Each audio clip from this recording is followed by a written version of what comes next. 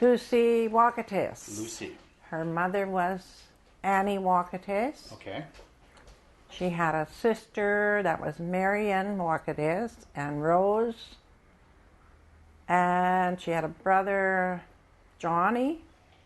She had a brother, Jimmy. She had other brothers before that were... Yeah. I know there was a Peter and all them guys, but all I really know is those two. Okay. Before that, I guess they died or were in a home or something, or a hospital, yeah. So Lucy and Mary were sisters? Mary? Yeah. Mary Bushy? Yeah. No. No? That was my mother's niece. That's your mother's niece. Yeah, that was her sister's daughter. Her sister's daughter. Yeah. And her sister was also named Annie.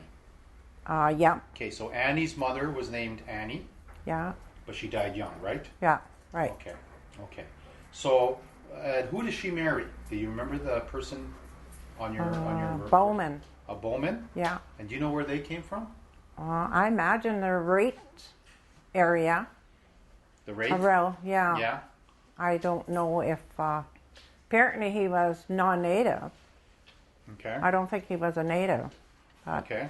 Maybe he worked around the bush camps there. Okay. All right. Oh, Joe Gordon was... His stepfather? Yeah, his stepfather. And they were from? Joe Gordon, Grand Portage. Grand Portage here. That's where Papa came from?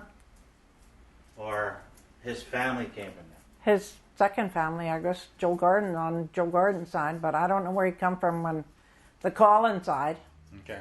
But that's where they were, in Grand Portage mostly, and then they came to Squaw Bay. They were in Squaw Bay, and he was with his stepdad and his mother there. And besides him, he had two sisters.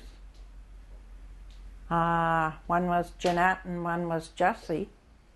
I don't know when he left Squaw Bay, but he got in cahoots with my mother. I believe the way the story went was my grandmother Wakatas came there and asked him if he would marry her daughter, Lucy. So I don't know. My mother always said that. And Jimmy always said that. Her brother always said that. How come you didn't find a wife for me like you found a husband for Lucy? So they were at Squaw Bay, and then they moved to the mission. I couldn't even say what time they moved to the mission. I don't know if all the boys, I was the youngest one. I had 3 brothers older than me, but I don't know if they were born in the mission or Squaw Bay or what happened there. Mm-hmm. It's, but I know he became a counselor. He was for the reserve counselor. He was a constable on the reserve. And he worked at the Cyril elevator. Mm-hmm. My mother didn't go out and work. She really to go out. She went in the syrup place. She went and made syrup. Then she did beadwork and sold beadwork on the side. But to go out and work in a job, like a steady job, I don't think she ever did. So my older brother was married to, he was Stan Collins. Who did he marry? He married Catherine Pelchy, Frank Pelchy's daughter.